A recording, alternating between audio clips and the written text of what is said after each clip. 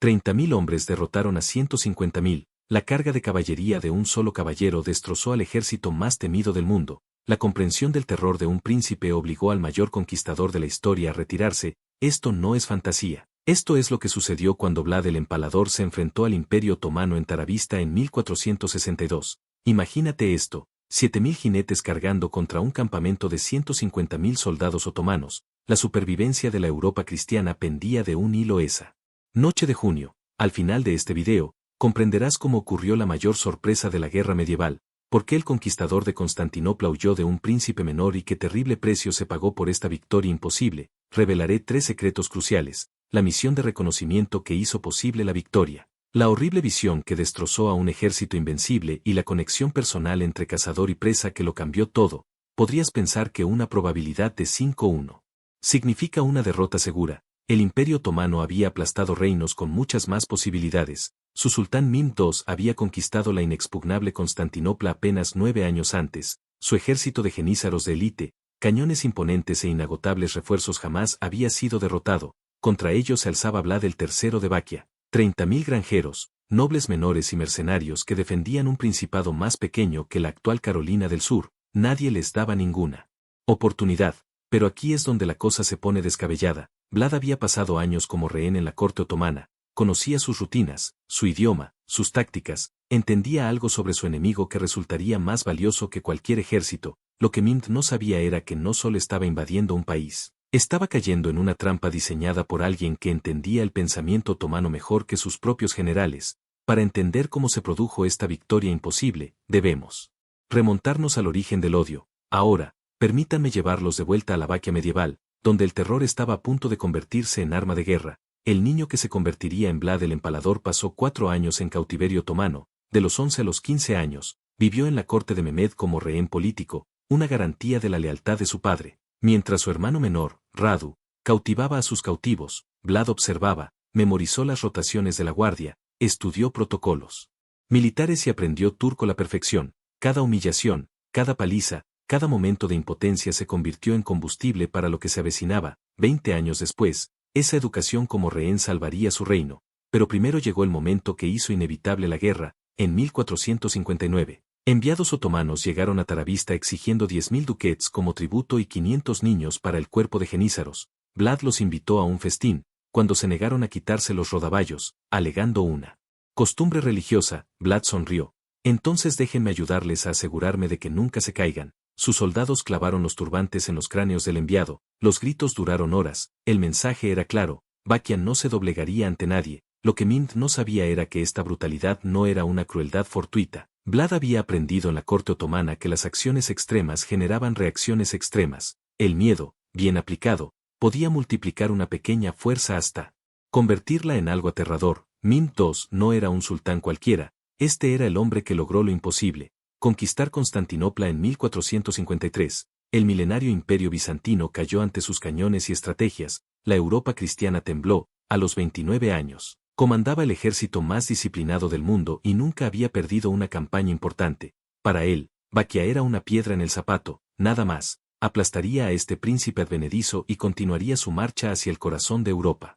Pero ese invierno de 1461 a 1462, ocurrió algo inquietante. Las fuerzas fronterizas otomanas comenzaron a desaparecer, patrullas enteras se desvanecieron. Entonces llegaron informes que pusieron nerviosos a los comandantes experimentados. 23.884 turcos y sus simpatizantes habían muerto en incursiones baquianas, sin que se estimara su número. Vlad llevaba registros exactos, se encontraron cadáveres en sus camas, en sus puestos, en sus fortalezas. El empalador golpeó por todas partes y luego se desvaneció. Aquí es donde las cifras se vuelven asombrosas. Baquia era un estado tapón entre la expansión otomana y el reino de Hungría. Su población total apenas alcanzaba los 500.000 habitantes. Los otomanos controlaban territorios desde Anatolia hasta los Balcanes, con millones de habitantes. En cualquier mundo lógico, este conflicto debería haber durado días, no meses. Pero Vlad no jugaba con reglas lógicas, estaba escribiendo unas nuevas, reglas escritas en la guerra psicológica y el terror. Calculado, comprendió que Baquia no podía ganar mediante la fuerza, sino mediante el miedo, volviendo la tierra hostil. Eso era posible. Entonces llegó el momento que lo cambió todo. Mehmed decidió poner fin a esto personalmente, pero cuando llegó la primavera, Mehmed reunió un ejército como nunca antes se había visto en Bakia. La fuerza otomana que cruzó el Danubio en mayo de 1462 desafió la imaginación. Estimaciones conservadoras la sitúan en 100.000 hombres, algunas fuentes afirman 150.000, otras hasta 300.000. Lo que sabemos con certeza es que 120 cañones enormes rodaron hacia el norte, el mismo tipo que destrozó las legendarias murallas de Constantinopla. El tren de equipaje se extendía kilómetros, máquinas de asedio, carros de suministro, talleres móviles. Esto no fue una incursión ni una expedición de castigo, esto fue una conquista total. Los jenízaros formaban el núcleo de hierro. Esta infantería de élite, tomada de niños y criada únicamente para la guerra, no conocía el miedo y no daba cuartel. 20.000 de los mejores del sultán,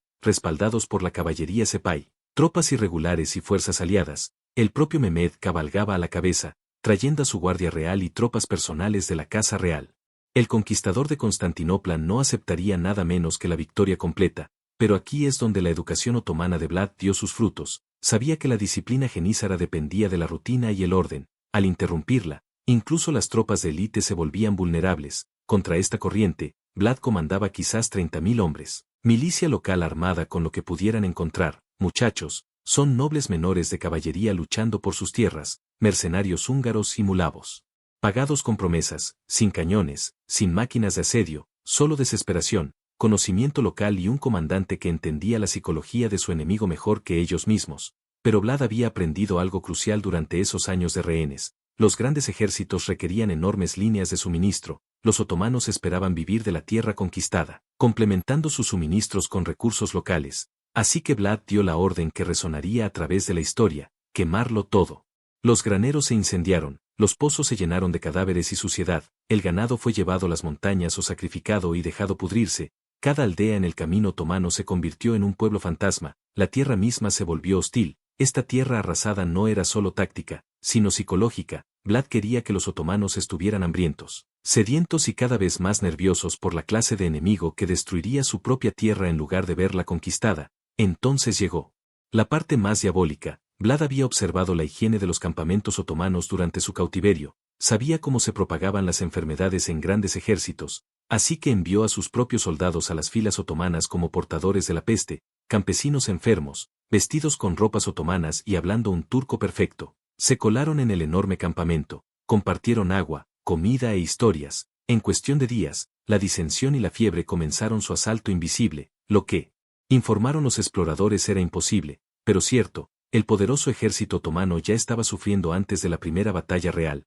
pero estos eran veteranos curtidos, habían hecho campaña desde Belgrado hasta Bagdad. Un poco de dificultad no los detendría, o eso creía Mehmed. La respuesta del sultán conmocionó a todos. En lugar de bajar el ritmo, avanzó con más fuerza, a marchas forzadas a través del paisaje devastado. Su mensaje era claro: la resistencia baquiana sería aplastada por puro impulso. Pero ocultos en la oscuridad, los exploradores de Vlad observaban cada movimiento. Antiguos rehenes otomanos que hablaban turco a la perfección contaban tiendas, anotaban posiciones y memorizaban rutinas. Aquí es donde la historia toma su giro más oscuro. Vlad sabía que no podía igualar en número a los otomanos, pero no lo necesitaba. Solo necesitaba acercarse lo suficiente para un ataque perfecto. Comenzó la planificación de algo que desafiaba toda lógica militar: un asalto directo contra una fuerza 5 veces mayor. Pero primero, necesitaba información que solo podía provenir de una fuente. Mientras el enorme ejército de Mehmed cruzaba el Danubio, se adentraron en un paisaje transformado en el mismísimo infierno. El primer día en Bakia les enseñó a los otomanos qué clase de guerra sería esta. La vanguardia encontró la primera aldea vacía, con las puertas balanceándose al viento. Los graneros se alzaban como cáscaras ennegrecidas, el agua del pozo apestaba a muerte. En la puerta de la iglesia ortodoxa, un mensaje en turco: bienvenidos a nuestra tierra, váyanse mientras puedan. Para el tercer día, la pauta se mantuvo: todos los asentamientos abandonados, todos los recursos destruidos. La poderosa maquinaria de guerra otomana, acostumbrada a alimentarse mediante la conquista, solo encontró cenizas y ausencia. Los soldados comenzaron a quejarse: ¿dónde estaban los habitantes? ¿Dónde estaba la resistencia? Entonces cayó la noche y aprendieron. Las flechas silbaron en la oscuridad, encontrando huecos en las armaduras. Siglos se desvanecieron sin sonido. Los caballos relincharon mientras las trampas ocultas en los fosos se tragaban enteras a las patrullas de caballería. Al amanecer, docenas estaban muertos o desaparecidos, pero no quedaban cuerpos enemigos, solo flechas, trampas y un miedo creciente. Los baquianos atacaron y se desvanecieron como fantasmas. pero lo peor estaba por venir. Los portadores de la plaga habían hecho su trabajo demasiado bien. Al final de la primera semana, miles de soldados otomanos se agarraban el estómago en agonía, la fiebre se extendió por las filas, el cuerpo médico, abrumado, no pudo determinar el origen. Fue agua en mal estado, raciones en mal estado o algo más siniestro. Imaginen entrar en un campamento de 150.000 enemigos, sabiendo que la enfermedad y el miedo ya obraban a su favor. Un soldado otomano, llamémosle Isef, escribió en un diario recuperado: la tierra misma nos combate, mi hermano cayó ayer víctima de la fiebre de los pantanos. Ahmed, alcanzado por una flecha en la noche, no vemos ningún ejército enemigo, pero morimos a docenas, los cristianos han pactado con demonios. Este es el detalle que aún conmociona a los historiadores, la red de espionaje de Vlad incluía antiguos genízaros, cristianos otomanos que habían escapado del servicio y valacos que habían vivido en territorio turco, se movían por el campamento otomano como sombras, anotándolo todo, los horarios de rotación de los guardias, los patrones de contraseñas, la ubicación de los depósitos de suministros y lo más crucial, donde Mint situaba su pabellón de mando. No se trataba de ataques aleatorios de gorilas, cada ataque tenía un propósito: atacar los carros de pólvora para generar miedo a las explosiones, matar a los oficiales para interrumpir la cadena de mando, envenenar el pienso para la caballería. Vlad no intentaba derrotar al ejército otomano con estas tácticas, los preparaba para algo sin precedentes. Entonces Vlad hizo algo inesperado. El 14 de junio, envió un emisario a Mint. El mensaje era simple: nos vemos en batalla abierta en Taravista. Terminemos esto con honor. Los generales otomanos rieron. ¿De verdad creía este necio que sus 30.000 campesinos podrían enfrentarse al poder del sultán en combate abierto? Mehmed descubrió el estratagema de Vlad y quiso atraerlos al terreno que él eligiera, pero el sultán se mostró confiado: que el empalador escoja su tumba. Lo que sucedió a continuación desafió toda lógica militar. Mientras el ejército otomano acampaba el 16 de junio, a solo 2 días de Targavista, Vlad tomó una decisión que resonaría en la historia militar. Ansiaba que los otomanos llegaran al campo de batalla elegido. Las tácticas de guerrilla los habían debilitado, pero no lo suficiente. Necesitaba algo decisivo, algo que usara la fuerza otomana contra sí misma. Los otomanos estaban a punto de aprender lo que sucede cuando se enseña la guerra a los enemigos. Vlad reunió a su caballería juvenil, 7.000 jinetes que sabían que probablemente era un suicidio, pero su príncipe tenía un plan basado en información tan detallada y específica que podría funcionar. Verán, durante su cautiverio, Vlad había aprendido algo crucial sobre los protocolos nocturnos otomanos. Había una falla fatal en la seguridad de su campamento, una que solo alguien que hubiera vivido entre ellos sabría. Pero Vlad no había terminado con sus preparativos. Necesitaba ver el campamento él mismo para verificar lo que informaban sus espías. Lo que hizo a continuación fue brillantez o locura, quizás ambas. Se infiltraría en el campamento otomano personalmente. Piensen en la audacia: un príncipe marcándose a sí mismo para una muerte segura si lo atrapaban, caminando entre 150.000 enemigos. El plan era una locura: atacar de noche con una fracción de sus fuerzas, crear suficiente caos para quebrar la moral otomana, atacar suministros, oficiales, y lo más importante, sembrar el pánico. Pero primero, Vlad necesitaba mapear el campamento con sus propios ojos. Aquí es donde esos 4 años de cautiverio rendirían sus frutos. Al caer la noche del 16 de junio, Vlad se preparó para hacer lo impensable. El momento de pura genialidad estaba a punto de revelarse. En la noche del 16 de junio, Vlad se preparó para lo impensable. Vlad se vistió con la ropa de un comerciante turco, su perfecto turco otomano, aprendido durante años de cautiverio. Sería su escudo. 6 de sus mejores exploradores, todos vaquianos de habla otomana, se unieron a él. Se acercaron al enorme campamento como comerciantes en busca de los jefes de suministros del ejército. Los guardias apenas miraron sus permisos falsificados. ¿Por qué lo harían? ¿Quién estaría tan loco como para caminar hacia una muerte segura?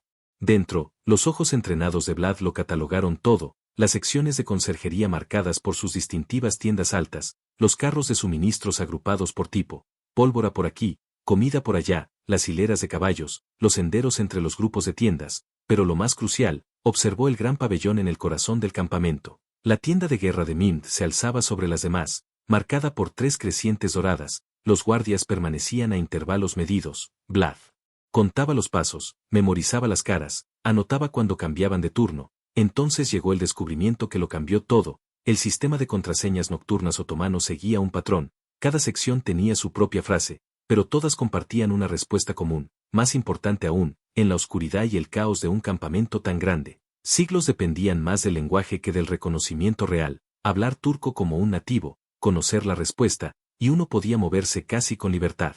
Casi, lo que Mimd no sabía era que Vlad acababa de resolver el rompecabezas de atacar a una fuerza 5 veces mayor que él. La mayor fortaleza del campamento otomano, su enorme tamaño, se convertiría en su debilidad. A la luz del día, la organización y el número los hacían invencibles, pero en la oscuridad, en el caos, eso era diferente. De vuelta en el campamento vaquiano, Vlad reunió a sus 7000 jinetes. No eran simples soldados, eran hombres que habían perdido a sus familias en las incursiones otomanas cuyas tierras enfrentaban la conquista. El sacerdote los bendijo, sabiendo que la mayoría no vería el amanecer, pero entonces Vlad reveló su inteligencia. No cargarían a ciegas, seguirían rutas específicas, alcanzarían objetivos precisos, grupos de 500 atacarían diferentes sectores simultáneamente. El objetivo no era luchar contra 150.000 hombres, era hacer que 150.000 hombres lucharan entre sí. Se acercaba la medianoche, ninguna luna. Vlad había elegido esta noche.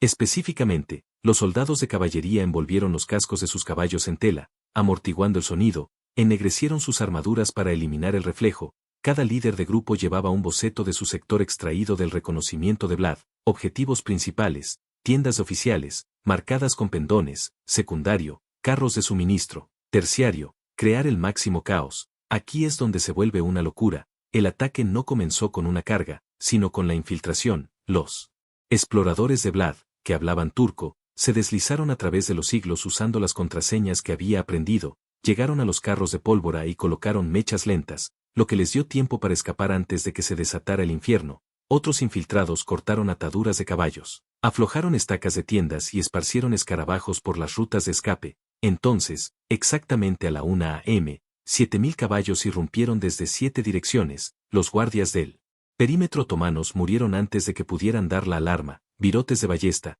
encontrando gargantas en la oscuridad, la caballería irrumpió a través de las defensas exteriores como una inundación a través de una presa. Y fue entonces cuando explotaron los carros de pólvora, fuego y truenos destrozaron la noche, enormes bolas de fuego ascendieron hacia el cielo, convirtiendo la noche en un día infernal por breves momentos antes de sumergir el campamento de nuevo en una oscuridad más profunda. Los otomanos confundidos tropezaron desde sus tiendas directamente hacia las lanzas vaquianas, pero aquí está la genialidad. Los atacantes gritaron en turco, vociferando órdenes contradictorias. Los cristianos están en el sector este, formen filas en el depósito de suministros. El sultán está bajo ataque. En la oscuridad, los soldados otomanos no podían distinguir a los amigos de los enemigos. Cuando oían turco, asumían aliados. Cuando veían siluetas con equipo otomano robado de incursiones anteriores, dudaban. Esa vacilación resultó fatal. Los genízaros, que se apresuraban a defender a su sultán, chocaron con la caballería sepay, respondiendo a diferentes alarmas. En el caos,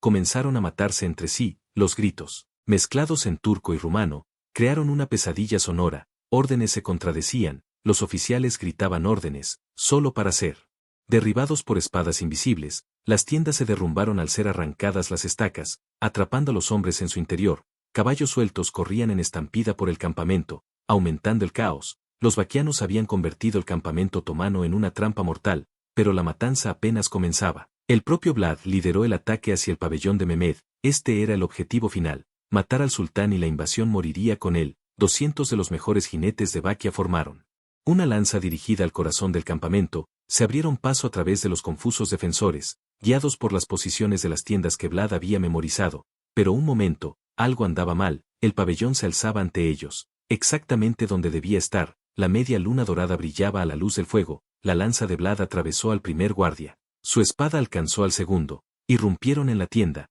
con las armas listas para el golpe mortal, pero en lugar de arrepentirse, encontraron a su gran visir buscando su espada. El sultán había movido las tiendas por precaución, una costumbre de sus días de campaña. El momento de pura genialidad se convirtió en un desastre inminente. Los genízaros, finalmente organizados, convergieron en el pabellón. Estas tropas de élite no entraron en pánico como los demás. Formaron un muro de acero y disciplina. Vlad tuvo minutos, tal vez menos, antes de ser abrumado. Hizo el sonido de la única opción, la retirada. Los cuernos resonaron por el campamento en llamas, la señal para que todos los grupos se retiraran. Pero ocultos en la oscuridad, los daños ya eran catastróficos. Los carros de suministros ardían, los oficiales yacían muertos. Miles de otomanos se habían matado entre sí en la confusión. El campamento que se durmió organizado despertó en el apocalipsis. Mientras la caballería vaquiana se desvanecía en la noche, dejaron atrás algo más que muerte. Dejaron dudas. Si 7000 pudieron hacer esto, ¿qué sucedería al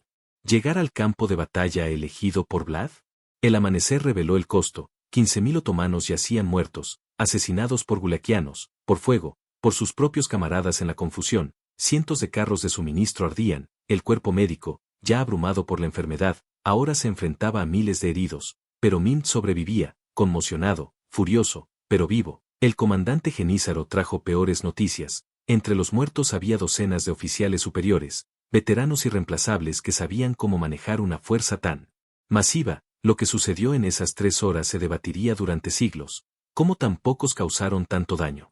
La respuesta estaba en la guerra psicológica perfeccionada. Vlad había armado las propias fortalezas de los otomanos contra ellos. Su tamaño se convirtió en confusión. Su disciplina se convirtió en fuego amigo cuando no pudieron identificar a los enemigos. Su confianza se convirtió en vulnerabilidad. La respuesta del sultán conmocionó a todos. En lugar de retirarse para reagruparse, ordenó una marcha inmediata a Tarabisa. Mint ahora entendía el juego. Vlad los había herido gravemente, pero había fracasado en su objetivo principal. El ejército otomano seguía superando ampliamente en número a los vaquianos. Si lograban forzar una batalla convencional, la superioridad numérica lo diría. Superar el dolor, ignorar las pérdidas y aplastar a este problemático príncipe de una vez por todas. Pero Vlad tenía una carta más que jugar. El ataque nocturno nunca tuvo como objetivo derrotar a los otomanos. Su objetivo era prepararlos para algo tan psicológicamente devastador que incluso el conquistador de Constantinopla se derrumbaría. Todo, las incursiones guerrilleras, la tierra envenenada,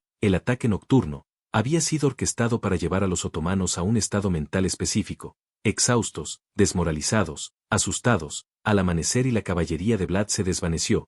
15.000 otomanos yacían muertos. Pero el verdadero horror aún estaba por llegar. La marcha hacia Tak Vista se convirtió en una procesión fúnebre. Los soldados otomanos, exhaustos por el ataque nocturno, se tambaleaban por terreno hostil, sin descanso, sin respiro. Mint los impulsó hacia adelante. El sultán comprendió que la demora significaba la muerte. Dale tiempo a los vaquianos para reagruparse, para preparar más sorpresas, y su ejército podría disolverse solo por el miedo, pero lo que les esperaba destrozaría incluso su voluntad de hierro. El 17 de junio trajo las primeras señales. Los exploradores otomanos informaron de algo extraño más adelante: formas altas en el horizonte.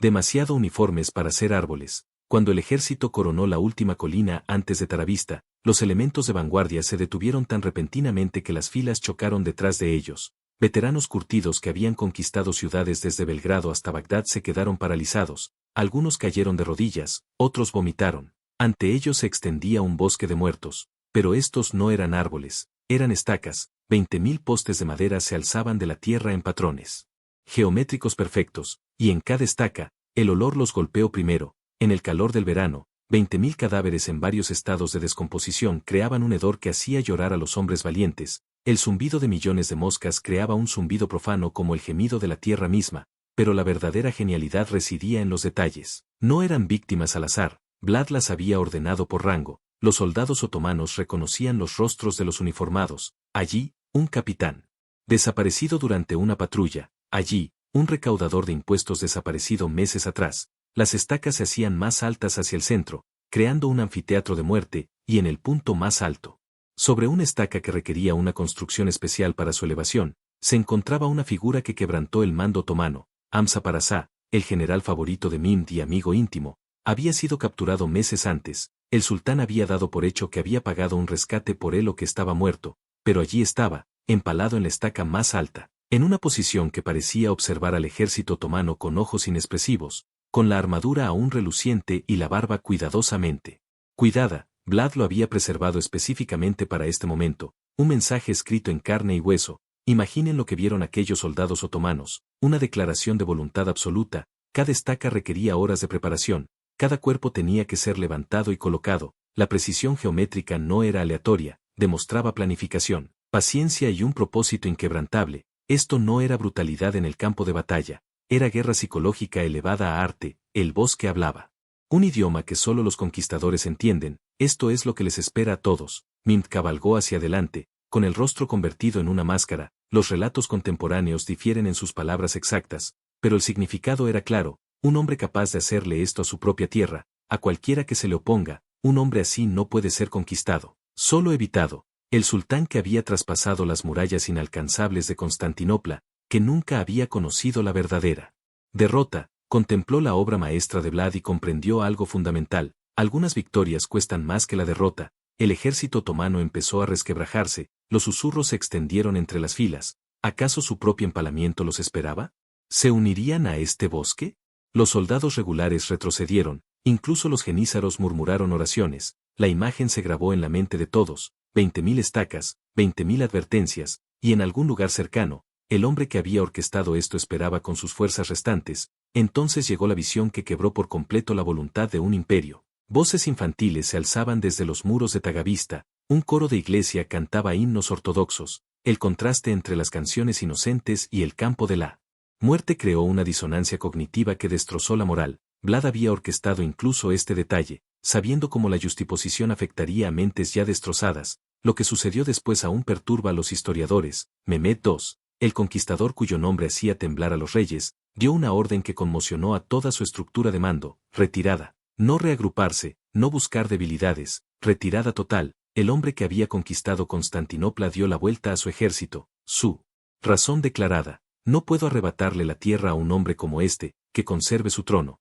Pero sus ojos, según testigos, no se apartaron del cadáver elevado de Hamza Pasa. La retirada comenzó como una retirada ordenada, pero se convirtió en algo más parecido a una huida. Los soldados otomanos, convencidos de que demonios vaquianos acechaban en cada sombra, abandonaron suministros en su prisa. El poderoso ejército que había entrado en Guleaquia como conquistadores partió como bajas psicológicas. Tras ellos, el bosque de muertos de Vlad se alzaba como testimonio de Will, triunfante sobre la masa, pero oculto entre esas estacas se escondía un último mensaje: los cuerpos estaban ordenados no solo por rango, sino también por origen: soldados turcos por aquí, aliados búlgaros por allá, reclutas serbios por allá. Vlad había demostrado que sabía exactamente quiénes servían en el ejército de Mehmed, de dónde venían, que sería lo más doloroso. La precisión aterrorizaba tanto como la brutalidad. No era locura, era método. Las consecuencias revelaron algo aún peor. Mientras las fuerzas otomanas se retiraban, encontraron su camino marcado por nuevas estacas, cadáveres frescos, rezagados que se habían quedado atrás, exploradores que se habían alejado demasiado. Los 6.000 soldados de caballería restantes de Vlad los hostigaban constantemente, añadiendo cadáveres al bosque. El mensaje era claro: la matanza no se detendría en Taravista. En la guerra, la percepción puede ser más letal que las espadas. Vlad había creado la fortaleza definitiva, una construida en la mente de su enemigo. Cada soldado otomano que sobreviviera contaría su historia, cada invasión futura recordaría el bosque. La mayor victoria no residía en los cadáveres que quedaban, sino en el miedo que se transmitía. El hombre que conquistó Constantinopla dio la vuelta a su ejército. ¿Pero por qué? La respuesta completa solo se aclararía cuando las implicaciones se extendieran por toda Europa. Vlad había dominado algo que cambió la guerra para siempre: el impacto psicológico sobre la destrucción física. Piénsenlo, nunca derrotó al ejército otomano en una batalla convencional. No pudo, pero venció su voluntad de lucha, lo que resultó mucho más efectivo. El bosque de los muertos se convirtió en una barrera mental más impenetrable que la muralla de cualquier castillo. Las futuras expediciones otomanas a Baquia recordarían Targavista y encontrarían razones para hacer campaña en otros lugares. Las implicaciones estratégicas resonaron por toda Europa. La retirada de MHM no solo salvó Baquia, les dio tiempo crucial a Hungría, Polonia y las tierras de los Habsburgo para preparar sus defensas. La expansión otomana en Europa se ralentizó en parte debido a este freno psicológico. Cuando la fuerza imparable se topó con la voluntad inquebrantable, optó por rodear en lugar de atravesar. Ese es el detalle que aún conmociona a los historiadores. La resistencia de un pequeño principado alteró el curso de la historia continental, pero Vlad no había terminado. Con 6.000 jinetes, hostigó las líneas de suministro otomanas hasta el Danubio. Pequeños grupos atacaron de noche, dejando estacas como tarjetas de visita. El poderoso ejército otomano, que había entrado en Baquia con tambores y banderas ondeando, regresó a casa menguado tanto en número como en espíritu. Los poetas de la corte de Constantinopla, que solían cantar las victorias de Mehmed, guardaron silencio sobre la campaña baquiana. Piensen en qué clase de hombre planea este nivel de guerra psicológica. Vlad comprendió que derrotar a un imperio requería atacar su autopercepción. Los otomanos creían en su inevitable expansión, en su derecho divino gobernar. El bosque de los muertos decía lo contrario. Declaraba que algunos hombres, algunas tierras, preferirían crear el infierno en la tierra antes que someterse. Ese mensaje resonó mucho. Más allá de la estrategia militar, el impacto a largo plazo en las relaciones otomanas europeas resultó significativo. Los futuros sultanes abordaron las campañas balcánicas con renovada cautela. La posibilidad de otro Vlad, otro bosque, moderó sus ambiciones. Baquia se convirtió en un cementerio para invasores. Su reputación la protegía tanto como a cualquier ejército. A veces, la mayor fortaleza es la que se construye en la mente del enemigo, y de esta verdad histórica surgió algo inesperado. La leyenda de Drácula, el hombre que había salvado a la Europa cristiana mediante la guerra psicológica, se convirtió, a través de siglos de narración, en algo sobrenatural, pero la historia real supera la ficción. Vlad Drácula no necesitaba poderes vampíricos, su comprensión del miedo, su disposición a convertir el terror en arma, su capacidad para convertir la debilidad en fuerza psicológica, todo esto demostró ser más poderoso que cualquier mito. Recuerden, estos no fueron solo soldados que murieron en Taravista, eran mensajes, cada uno cuidadosamente elegido y colocado, la precisión en el horror, el método en la locura. Eso fue lo que quebró a Mimd, no solo la brutalidad, sino la inteligencia que la respaldaba. Cuando los titanes se enfrentan, la tierra recuerda, y la tierra de Baquia recuerda entre estacas y gritos. 30.000 habían derrotado a 150.000, no por fuerza, sino por comprender que el terror mismo podía ser un arma. Vlad aprendió en cautiverio otomano que los imperios se basan en la confianza. Si se destruye esa confianza, si el coste de la victoria es psicológicamente demasiado alto, incluso los conquistadores se retiran. La noche en que David no solo derrotó a Goliat, sino que lo horrorizó, resuena en la historia como prueba de que los números no determinan los resultados, la voluntad sí, la comprensión sí, y a veces la disposición a ser peor que el enemigo. La historia giró en torno a un único giro equivocado en la oscuridad cuando Vlad no vio la tienda de Mimd. Sin embargo, tal vez ese fracaso aseguró el éxito. Un sultán muerto sería reemplazado, un sultán traumatizado que ordenó la retirada. Eso creó una leyenda que protegió a Baquia durante generaciones. Al final, Mimd aprendió que algunos hombres no pueden ser conquistados, solo evitados, solo temidos, solo recordados en las pesadillas de los imperios.